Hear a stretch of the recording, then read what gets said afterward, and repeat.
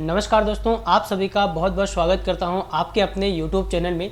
दोस्तों, इस वीडियो के अंदर में बात करेंगे कि आरटी के जो अभी फॉर्म भराए थे उसमें क्या दोस्तों सेकंड चरण भी चालू होने वाला है। इसका लॉटरी लिस्ट है दोस्तों, वो कब आने वाला है। जो पिछले लॉटरी लिस्ट थी उसकी जगह डेट चेंज हो चुकी है। उसके बाद में दोस्तों जो बहुत सारे बच्चे थे इसका समग्र आईडी के अंतर्गत में उनको दोस्तों कैटेगरी जो है वो जनरल शो कर रही थी। जनरल कैटेगरी में आपको कहाँ से आपको इंप्रूवमेंट करवाना है, क्या है उसके क्राइटेरिया, दोस्तों मैं आपको पूरी कंप्लीट जानकारी इस वीडियो के माध्यम से आपको बताने वाला हूं। यहाँ पर आपको इसकी जो लॉटरी लिस्ट है वो कब आने वाली है, वेरिफिकेशन कब तक आप करवा सकते हैं, कब तक आप करवाना था आपको वेरिफिकेशन, मैं आपको पूरी कंप्लीट जानकारी दिखाने वाला हूँ। तो वीडियो में दोस्तों आप एंड तक जरूर बने रहेगा। अगर आप मेरे चैनल पर नए हैं तो चैनल को सब्सक्राइब जरूर कर देगा। चलिए दोस्तों वीडियो करते हैं शुरू। सबसे पहले दोस्तों आप आरटी के फॉर्म के अंतर्गत अब इसमें बात करेंगे दोस्तों, तो यहाँ पर दोस्तों इसमें बात करेंगे आरटी के पोर्टल पे आप जैसे ही क्लिक करते हैं उसके बाद में यहाँ पर आप देखेंगे इसकी जो लास्ट डेट थी दोस्तों क्या है वो, जैसे आप इस फोटो पे आएंगे उसके बाद में आपको इस तरह से कुछ एरर शो कराएगा। ठीक है, यहाँ पर लिखा है ये सुविधा दिनांक 23 फरवरी मतलब 23 तारीख से फॉर्म इसके भराए थे। उसके बाद में दोस्तों यहाँ पर 5 मार्च इसकी डेट जो वहाँ तक आपको फॉर्म भरना था। ठीक है, 5 मार्च तक आपको फॉर्म भरना था। उसके बाद में दोस्तों यहाँ पर बात करेंगे वेरिफिकेशन आप कब तक कर सकते हैं। वेरिफिकेशन दोस्तों 9 तारीख इसकी आखिरी है। ठीक है, मतलब कि इसकी 9 तारीख आखिरी थी, तो वेरिफिकेशन आप 9 तारीख तक आप इसको वेरिफिकेशन आप करवा सकते थे यहाँ पर। ठीक है, तो वेरिफिकेशन जैसे हो जाएगा उसके बाद में इसकी मेरिट लिस्ट कब आएगी, इसकी लॉटरी लिस्ट कब लगने वाली, मैं आपको पूरी जानकारी दिखाने वाला हूँ। सबसे पहले दोस्तों आप देखेंगे आरटी में एडमिशन 9800 उम्मीदवारों ने जमा किए फॉर्म, 5500 का सत्यापन। ठीक है, ये सिर्फ इंदौर जिले की बात हो रही है। ठीक है, तो मैं आपको इसमें आपको आगे जानकारी दिखाने वाला हूँ। शिक्षा के अधिकार आरटी के तहत प्राइवेट स्कूल में सत्र 2024-25 में एडमिशन के लिए जिले में 9800 उम्मीदवारों ने ऑनलाइन आवेदन किए थे, जिसमें 5 मार्च को इसमें आवेदन की आखिरी तारीख थी। मतलब इसकी जो डेट 3 तारीख थी उसको बढ़ाकर 5 तारीख कर दी थी। ठीक है, उसके बाद में आवेदन के सत्यापन का कार्य जारी है। 6 मार्च की शाम तक करीब 5500 आवेदनों का सत्यापन किया जा चुका है। ठीक है, 9 मार्च तक सत्यापन किया जाना, मतलब कि 9 तारीख तक इसका सत्यापन हो जाएगा।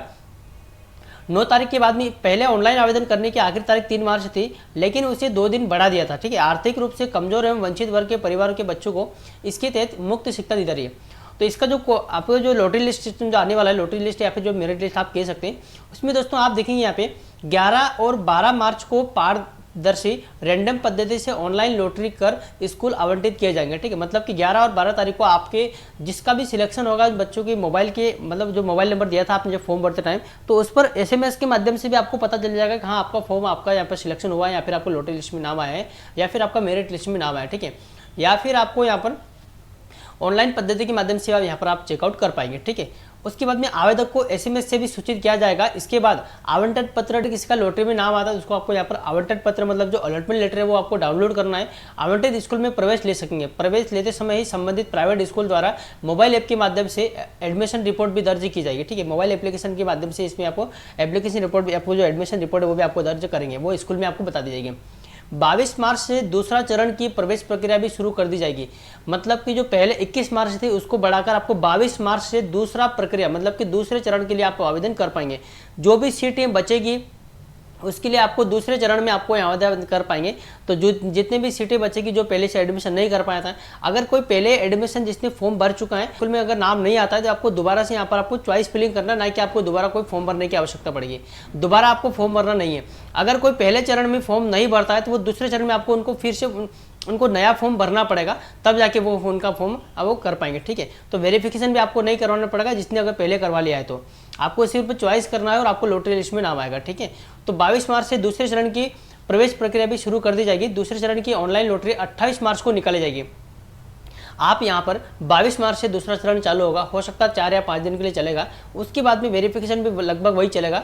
28 तारीख को आपकी लॉटरी लिस्ट आ जाएगी। ठीक है, दूसरे चरण में लॉटरी से चयनित आवेदकों 30 मार्च से लेकर 5 अप्रैल तक के आवंटन पत्र आपको डाउनलोड करना और स्कूल में आपको प्रवेश लेना है यहाँ पर। ठीक है, तो दोस्तों ये थी आप लॉटरी लिस्ट कब आने वाली, 11 और 12 मार्च को आपकी लॉटरी लिस्ट आने वाली है। उसके बाद में मैं आपको बताऊंगा कि जिनका कैटेगरी में जो इशू आ रहा था समग्र आईडी को लेके, बहुत सारे बच्चों का यहाँ पर कैटेगरी में इशू आ रहा था कि कैटेगरी में दोस्तों हमारे यहाँ पर जनरल कैटेगरी, हमने 2 दिन पहले समग्र आईडी बना और हमारे हमारे जो है वो जनरल कैटेगरी आ रही है इसमें। ठीक है, तो उसके लिए आपको सरकार ने सख्त निर्देश दिए हैं। यहाँ पर सरकार ने जो निर्देश दिए हैं उस निर्देश के अनुसार मैं आपको एक रिकॉर्डिंग सुनाऊंगा। दोस्तों मैंने डिपार्टमेंट में बात करी, एमपीआरटी डिपार्टमेंट में बात करी थी, तो वहाँ पर उन्होंने ये बताया कि सरकार ने ये निर्देश दिए कि जो बच्चा अभी जिसके पास में कास्ट सर्टिफिकेट नहीं है उनको एज इट इज आपको जनरल में ही डाला जाएगा जब तक कि उनका कास्ट सर्टिफिकेट ना बने। ये सरकार का सख्त कहना है। ठीक है, समग्र आईडी बच्चों को जोड़ रहे हैं और समग्र आईडी जोड़ने के बाद में वो अप्रूवल तो खैर मान लो कहीं हम कैसे करवा लेते हैं, अगर अप्रूवल हो जाती है तो इसमें सर कैटेगरी का काफी इशू आ रहा है।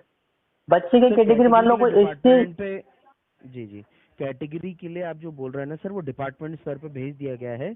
सिंस क्योंकि विभाग की तरफ से, मध्य प्रदेश सरकार की तरफ से ये निर्देश आए हुए थे कि जब तक कोई कास्ट सर्टिफिकेट नहीं लगाता है तब तक आप उन्हें जनरल में ही रखेंगे। जैसे ही कोई अच्छा कास्ट सर्टिफिकेट लगाता है तब जाके आप उसकी उसकी कास्ट, जो भी कास्ट होगी कास्ट सर्टिफिकेट का और वो चढ़ा दें। अब क्योंकि बच्चों के पास कास्ट, अक्सर माता पिता के पास कास्ट सर्टिफिकेट नहीं होते तो आपका जो जनरल ही चढ़ा देता है। उसके डिपार्टमेंट पे कार्रवाई बताई गई है हमारी तरफ से कि परिवार की जो भी जाति हो वही जाति उसमें दिखाना शुरू कर दे, पर उसको सुनिश्चित ना करे कि हाँ वही जाति रहेगी। ठीक, हाँ, इसी वो चलते। एक्चुअली अभी क्योंकि आरटी जब फॉर्म डाल रहे हैं तो वो पूरा एज इट जो डेटा है वो समग्र बेसिस पर ही उठा रहा है। और समग्र में जो बच्चे का मान लो फॉर एग्जांपल अगर किसी का कास्ट मतलब एसटी है और उसको जी बच्चे के जब समग्र के साथ जो डेटा उठाता है तो समग्र जो आरटी का जो पोर्टल है उस पोर्टल पे जो बच्चे की जो कैटेगरी वो ऑटोमेटिक उठा रहा है, वो आ रही जनरल आ रही है। हम वहां पर हमारे एंड से अगर कंफर्मेशन के लिए उसमें दो ऑप्शन आते हैं, एक तो समग्र से उठाया हुआ डेटा और सेकंड उसमें कंफर्मेशन के डेटा आपको अगेन फिल करना होता है। तो उसकी एक्चुअल कास्ट तो एसटी है, लेकिन जब वो कंफर्मेशन में हम जो कैटेगरी सिलेक्ट करेंगे उसमें जनरल ऑटोमेटिक उठा रहा है वो, तो हम एसटी से तो नहीं नहीं उसको सर, फिल कर उससे, ही नहीं पाएंगे सर। जी जी, नहीं नहीं सर, उससे आप परेशान ना हो, वो डिपार्टमेंट सर पर बता दिया गया है। अगर कोई आपसे ऐसा कहता भी है तो बोलिएगा कि विभाग की तरफ से निर्देश दिया जाएगा। ठीक। अच्छा, तो ये एक्चुअली सर हम क्या मान सकते हैं, मतलब टेक्निकली फॉल्ट मान सकते हैं या फिर क्या हो नहीं सकता नहीं, है, मतलब या फिर तकनीकी समस्या नहीं सर, विभाग की तरफ से विभागीय निर्देश के अनुसार ही वो टाइमलाइन बनाया गया है सरकार द्वारा। अच्छा, मतलब ये डिपार्टमेंट की तरफ से इंस्ट्रक्शन दिए थे, इसकी ये हो रहा है। जी, कि जनरल और रखा जाए जब तक कोई भी कास्ट सर्टिफिकेट नहीं लगाता है अपना। अगर जनरल से ठीक है, हो गई है, कोई कार्रवाई करना चाहते हैं तो कास्ट सर्टिफिकेट लगा के उसको सुधार कर सकते हैं अपना। लेकिन सर मान लो कोई 1.5-2 साल का बच्चा, जिसे अभी आरटी का एडमिशन हो रहा है वो 3 साल से ऊपर हो रहा है, ठीक है, लेकिन सर अभी वो बच्चे का सर कास्ट जानकारी सर्टिफिकेट मुझे बना सर नहीं है। शिक्षा, सर उसके लिए, परंतु वो शिक्षा विभाग का निर्देश, शिक्षा विभाग अपने स्तर पे कार्रवाई देखेगा ना सर। हाँ हाँ, शिक्षा विभाग के तरह अनुसार कोई भी अगर कार्रवाई आती है तभी हम कुछ कह पाएंगे। ठीक जी मतलब अभी के लिए फिलहाल के लिए अगर जिसकी भी जो कैटेगरी है अगर वो एचडी, अगर जब तक कास्ट वो नहीं लगा तब तक अभी के लिए फिलहाल के लिए जनरल ही रहेगा, ऐसा है। जी। अच्छा, तो एक्चुअली मैं एक और चीज कह रहा था कि जैसे अगर हम लोग कभी नगर निगम या फिर ग्राम पंचायत या फिर नगर परिषद तो अगर हम कांटेक्ट करते हैं तो क्या उनके पास में अथॉरिटी होती है इसको कास्ट चेंज करने की, नहीं माता सर, पिता कास्ट पेरेंट्स की सर्टिफिकेट, बेसिस पे? कास्ट का कोई कार्रवाई नहीं कर सकते हैं आप।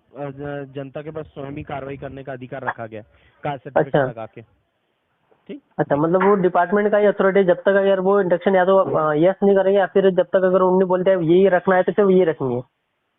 जी, मतलब कुल मिला के अगर बच्चे का कास्ट सर्टिफिकेट बनेगा तभी जाके उनकी कैटेगरी में इंप्रूवमेंट कर पाएंगे, राइट? सही कह रहे हैं सर। अच्छा, ठीक है सर, ठीक, धन्यवाद। धन्यवाद। टेक्निकल इशू हो सकता है या फिर हमने कैटेगरी हमारी जो थी ओबीसी या फिर एससी एसटी जो थी वो जनरल में डाल दिया। तो जब तक आपको उसमें जब समग्र आईडी बनाते हैं उसमें हाँ नहीं करते हैं कास्ट सर्टिफिकेट का, तो आपको कास्ट सर्टिफिकेट बच्चे का नंबर देना होता है, लेकिन 2 या 3 साल का बच्चे होते हैं उनको कास्ट सर्टिफिकेट नहीं बना होता है, तो इसलिए उनको जनरल कैटेगरी में डाला गया है। अगर कैटेगरी में आपको सुधार करवाना है या तो अपने नज़दीकी लोकल बॉडी में आप जाइए, नगर निगम या फिर नगर निगम ग्राम पंचायत या फिर जो भी आपका लोकल बॉडी लगती है वहाँ जाकर आप एक बार कांटेक्ट कर सकते हैं। अगर उनके पास भी अथॉरिटी होती नहीं है तो उसके लिए आपको बच्चों का कहने का आपको कास्ट सर्टिफिकेट बनवाना ही पड़ेगा, तब जाके वो कास्ट में आपको इंप्रूवमेंट होने वाला है। ठीक है, अभी तक जहाँ तक मुझे इन्फॉर्मेशन है, जैसे ही इन्फॉर्मेशन अगर आती है कि हाँ आप कास्ट में आप इंप्रूवमेंट कर सकते हैं, मैं आपको इस वीडियो के माध्यम से आपको बताने वाला हूँ। ठीक है, तो दोस्तों वीडियो अच्छा लगा तो वीडियो को लाइक करें, चैनल को सब्सक्राइब करें। मिलते हैं नई किसी और वीडियो के साथ में, तब तक के लिए धन्यवाद। जय हिंद।